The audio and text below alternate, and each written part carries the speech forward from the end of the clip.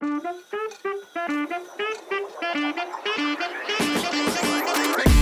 to the All Kids Can podcast, dedicated to supporting parents on their journey to nurture happy, successful children in every facet of life, particularly their journey through their education. Whether you're navigating the complexities of a recent diagnosis or you're finding that your child is struggling to have success with their learning, this podcast is for you. As a parent, you have incredible power and influence in your child's life. And with the right knowledge and strategies, you will be empowered to guide your child towards their best life. I'm your host, Christy Howarth, accredited dyslexia therapist, special education teacher, family coach, and mum of two brilliantly neurospicy kids of my own. Are you ready? Let's dive in.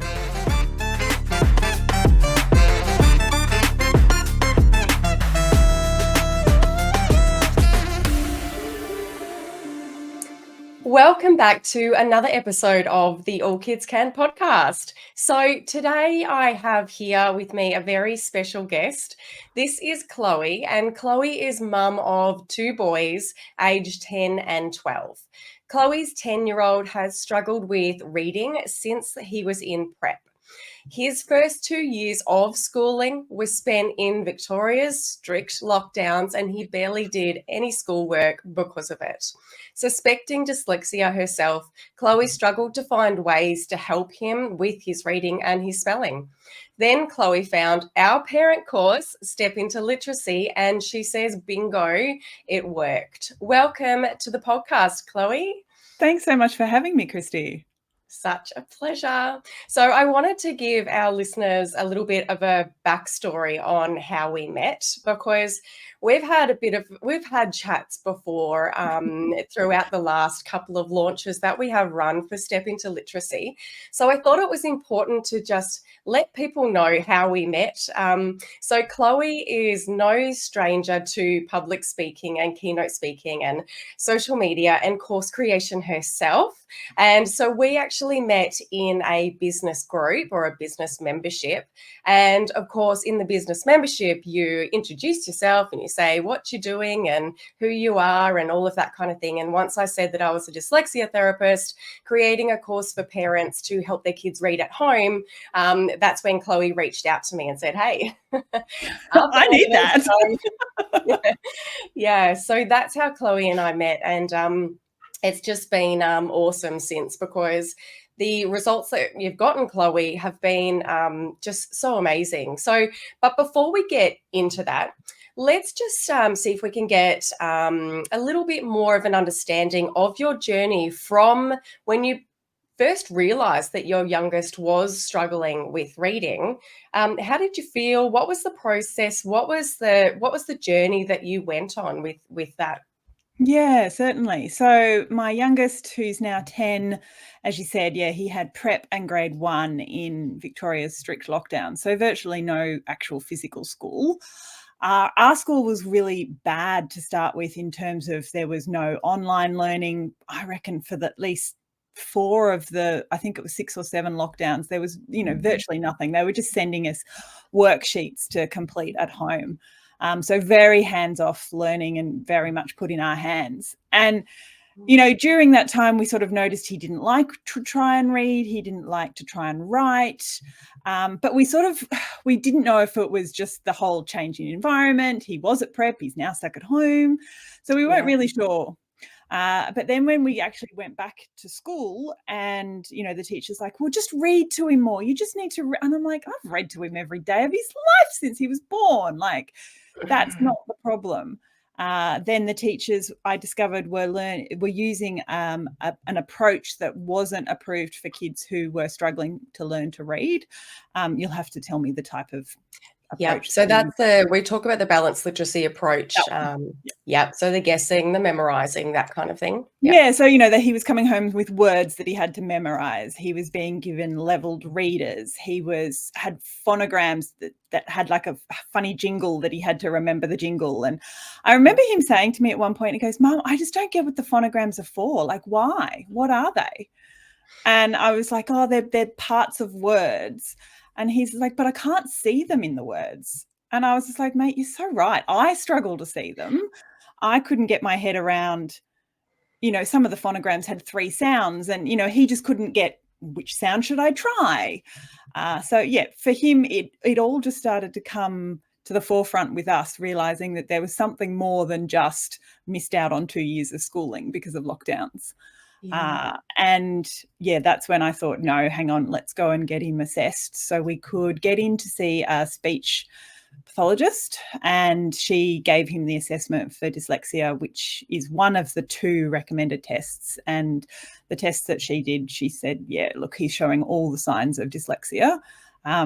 She actually then said, I probably am dyslexic myself, which does explain the fact that I struggled to read when I was a kid as well. I'm still an appalling speller, but I tell you what, Christy, using your program and the way that you teach writing and therefore reading rather, and therefore spelling, I use it quite regularly to learn how to work out how to spell words. Yeah. And as I was learning as well, I was learning the Orton Gillingham approach and how to break words down. And myself as well, being a non-dyslexic person, was also going, oh, okay, so now that word that I've always had trouble with, I actually know the reason why it's spelt that way. And then therefore I can spell it easily from now on because I've got that logic behind it. Yeah, 100%. And I think I had a bit of an aha moment when I was just like, those kids who do those spelling bees and you see them just spell words they never even heard of. I'm like, hang on a minute, that's how they're doing it. Yes. Yeah. So no, definitely learning the OG method and having it click in my brain, which therefore meant it clicked. Well, I was able to teach Hugo and then he was able to get it. And it was just light bulbs going off, seeing him understand it. And I was just like, wow. Yeah. And so previous to that point, was it affecting his confidence and his self-esteem, or were you not quite there yet? Or it was hugely affecting his confidence and self-esteem. He was saying he was dumb, he was stupid. Everyone else in the class is on, I don't know, pink words and I'm on red words. And, look, I'm only allowed to read level 1 and level 2 reader and everyone else is on level 10. And so he really started to notice the difference. The teacher was, struggling to teach him as well. She said, he doesn't want to do any of the writing, and he'd noticed that other kids on his table had written a page and he'd struggled to write a sentence. So he was really struggling, and it was verging on the point of, I don't want to go to school, I'm too dumb. So it was sad. Yeah, it is. And it's also upsetting that from the start, it was almost blamed on you for not reading to him enough. So putting it back on that it's the parents' fault, which we know it's not the parents' fault. It's the approach that the school is using is ineffective and debunked years ago. And we have so many studies that show us how kids need to learn to read, not only just dyslexic kids, but all kids. It makes my blood boil when the parent is. At the same time, teachers, I think that they don't know better a lot of the time, and they are well-meaning, and they don't have the skill set to be able to know better or to know what else to do, because I was in that situation. And that was the thing. I was sort of saying, well, is there something else we can try? And the teachers, all they could come back with was, just keep up with the readers, just keep up with the phonogram memorizing, just keep up with the special words memorizing. And it's just not working. It's just not working. And look, you'll be glad to know, and I think I have told you on Instagram before, that our school actually has changed their approach now. So they've thrown out balanced literacy. And this was because of myself and a couple of other parents. We banded together. We showed them your work. We showed them your course. We showed them the OG method. I showed them how much Hugo can now read. Yes. And so they've thrown it out and they've brought in a completely different approach using OG methods. They've got a daily tutoring session for kids who are struggling that uses OG methods. And Wow. Hugo comes home and he goes, "It's fun, Mum." Yeah. So I'm Good. like, oh my God, thank God. I've just got goosebumps because parents are just so incredibly powerful. And that's where the changes can come from, when parents can really step up and say, hey, this is actually working. Why aren't you doing it in the school? And then for the school to turn around and switch things so quickly and throw out balanced literacy and bring in high quality intervention and also whole school teaching. That's incredible. What an amazing achievement, Chloe. Yeah, it actually sort of blew us away a bit. I think it helps that our assistant principal is just so understanding and so caring. We sort of did it all through her, and then she took it to the powers that be. But yeah, I'd say to any parents whose school is using an antique method and something that's not working, 100% do your research, you know, take Christy's Instagram little mini lessons, or, you know, take the lessons that you learn in Step Into Literacy and show them to the teachers and show them how they will help your kids. Because it's surprising how many teachers just don't know. Yeah.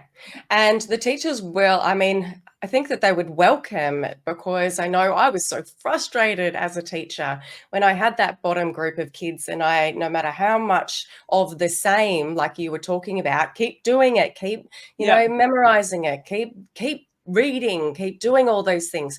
It just doesn't work. And then you get to the point where you start to, people will accept the fact that, okay, some kids just won't be able to read proficiently. And we know that's just not good enough. So no, it's not good enough. Oh, sorry, I was just going to say, yeah, and a lot of the terminology that the teachers were using, you know, things that's like, just sound it out. Well, he can make the sounds of the individual letters, but it's not until the OG method came into play that he now knows which sounds he should be using and how, you know, how to break up that word. So it's all well and good to say sound it out to a kid, but to a kid that it just looks like a pile of letters, it doesn't help. So it doesn't help. And what are we doing to kids' confidence when we're repetitively telling them to do something that is not getting any success? How cruel is that, really? I know. So there's a better way. There's a better way. So tell us a little bit about your journey into Step Into Literacy. So, you know, you've been doing more of the same and that wasn't working, the leveled readers, the memorizing, all of that kind of thing. And then tell us a little bit of a story about what happened when you started presenting him, because I know you started with rabbit words. Yeah, so I very first started with the little vowels lesson that you've got. Then we started with rabbit words, and starting with rabbit words is genius because they're easy for parents to grasp. They're great for kids to grasp. And it got to the point where we'd go somewhere and Hugo would spot a word and he'd go, "It's a rabbit word, Mum." And, you know, and being able to recognize that pattern and know straight away, well, if it's a rabbit word, I can read it. Even though he doesn't know what the word means, he can read it because it's a rabbit word. So yeah, it's just such a confidence boost for this kid who, you know, would see words and had zero understanding or meaning of what they said, to, "Mum, everywhere I go and I see a rabbit word, I can read it." So that was really cool. I love that. So, Chloe, can you explain what a rabbit word is if people are just thinking we're talking crazy talk? So it's a word with the pattern vowel, consonant, consonant, vowel, and you split between the two consonants. So as soon as your child sees that pattern in a word, and quite often they're the three-letter words, not always, but quite often they're that pattern. So straight away he knows where to split that word and what sounds the vowels make based on the number of letters. And the open or closed. Exactly. I just want to let the listeners know that the doors to Step Into Literacy do open at the start of next month on the Monday, the 3rd of June. So if people are keen to also jump on the wait list, I will put the link in the show notes to do that. And then you can grab a bonus and sign up early as well. So, Chloe, how do you find the time? Because you are a busy lady. You've got your own business going on. You've got a lot going on. How do you Yep. find the time to work with your child? And what's his response when he is working with you? And I know all kids are different, Yep. but tell us a little bit about that journey with the relationship with you and him and teaching him. Yeah, well, in the beginning, it was really hard for him to try and learn to read from me. I struggled to explain things to him, and this was before your course. I'd struggled to explain things to him. He'd say, "But why?" And I'd go, "Just because." Mm. And even I struggled to understand the phonograms that they were trying to teach and how they made sense when you were trying to read something. Or if you got a word that didn't have any phonograms in it, I remember those. And he'd go, "Well, how do I say that?" And I'm like, "Yeah, good point." Yeah. But Yeah. then using your approach, learning one type of word at a time, and we would just keep that word up for, as long as it was needed for it to click. Yeah. And it was the type of thing that once I understood how to do it, we could do it anywhere. If we were sitting in the car park waiting for my eldest to finish basketball training, I could just chuck some rabbit words down on a bit of paper and, I'm like, okay, let's read the rabbit words. Let's go. I could chuck tulip words and rabbit words and I'd say, is it a tulip word or a rabbit word first? And then he'd go, it's a tulip word. And I'm like, brilliant. Okay, now read it.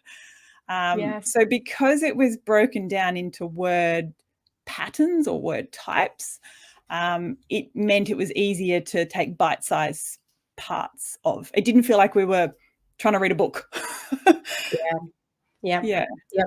It wasn't so much of a commitment. It's just, here's a few words, let's break them up and decode them. And Yeah. so you could really kind of do it tailored to your own family's circumstances, right? You could do it in 5-minute chunks, Yes. or you could do it and sit down for, a half an hour, or I guess you can really mold it to what fits in with you. Totally. Yeah. And that was really, really good for us. There were times where we'd sit down at home and do bigger chunks for sure. But if he was tired or if he was cranky, I could just literally go, "Hey, Matt, I'm going to give you 5 words. I'm going to give you 5 words and I can guarantee you're going to be able to read them all because you know how to read tulip words, don't you?" He'd be like, "Yep, I know how to read tulip words." I'm like, "All right, here we go. Let's go." And he just loves it. He can read them all. He gives himself a big tick. So yeah, it's good. Chloe, so when I know that because you're in our members only Facebook group, and within that group, you posted a picture of your youngest with his first novel. Tell us a little bit about that. He has been wanting to read novels like all the other kids in his class for forever. But, he's always been handed the hideous leveled readers by his teachers. And I just really want to read a big kid book, Rum. I just really want to read a big kid book. And so I think, was it a Hey Jack? I think it was a Hey Jack. It was Hey Jack, Book. I remember. Yeah. Mm. So, we've moved on from Hey Jack now. He does some Weirdos. He does some Zach Power, I think is another one that he's doing. Yeah. So his pride in the fact that he can read a novel, it's a short novel, but it's still a novel. It's, looks like a novel. And, he's at the point now, Christy, where there might be one word on the page, one word on the whole page that he kind of can't get, or he gets it, but then it's one of those weird words that you should read it like this, but we actually say it like this, Yeah, irregular. But yeah, just having that, I can take this to school and I can read a novel where everyone else can read a novel. You see his little chest puff out. It's very sweet. I love that. So gorgeous. Yeah. So, Chloe, we'll finish up shortly, but can you just let us know what advice do you have for parents who, you started off probably where a lot of parents are right now when they're listening to this episode. What Yes. advice would you give them? Oh, look, if something's not working and your gut is telling you, the path that your child is being pushed on through the schooling system or through the education system, if it's not working, there is something out there that will work for them. And I 100% believe that the OG method is absolutely incredible. When I've shown it to adults, even showing it to my husband, he's just like, that just makes so much sense. So yeah, it will work, and it will give your kid the confidence they need, and they can find the love of reading and even just that pride and passion in their own work when you think, all is lost. And, my child was in that really sad and miserable place where he thought he was dumb, stupid, an idiot. I'm never going to read. So yeah, you can turn things around, and you've got the power to do that as well. But I know so many parents, myself included, perhaps you didn't learn to read the right ways, or, perhaps you think you're a crap speller, which I am. So you sort of lack that confidence as well. So I think that power of educating yourself about how you can help your child, and then, how you can help implement change at your own education source for your kid is so powerful. Yeah. 100%. Chloe, it has been an absolute pleasure. I'm going to link some information about the Orton Gillingham approach in the show notes here. And I'm also going to link your details, because I'm sure that there's some mamas and papas listening to this that might be interested in what you do in terms of your horticultural work. If you've any gardeners out there, I'm going to link your details down there too. I appreciate your time, Chloe, just jumping on and speaking to me. You get nothing out of this. I don't pay you to endorse anything. You just do it because, I don't know, why do you do it? Because I'm so passionate about making sure that other kids that were in my kids' situation, there is an alternative out there, and you can get your kid reading. I paid for your course. I'm just so passionate about making sure that other kids don't fall behind like little Hugo did. And I don't know how many mums I have told about your course and just said, you can do it, you can teach them, and you can make a change. So yeah, that's why I do it. You are an inspiration, Chloe. Thank you so much. Thanks, Christy. Ta. You've been listening to the All Kids Can podcast. If you like what you've heard on today's episode, I would be grateful if you could take a minute to leave a rating or a review. Thank you for helping us grow and be visible to parents who can benefit from the information in this show. Lastly, if you're not already part of the All Kids Can community, sign up at our website for your free weekly newsletter, links to new podcast episodes, and up-to-date information on our offerings. Head to allkidscan.com.au to sign up and learn more.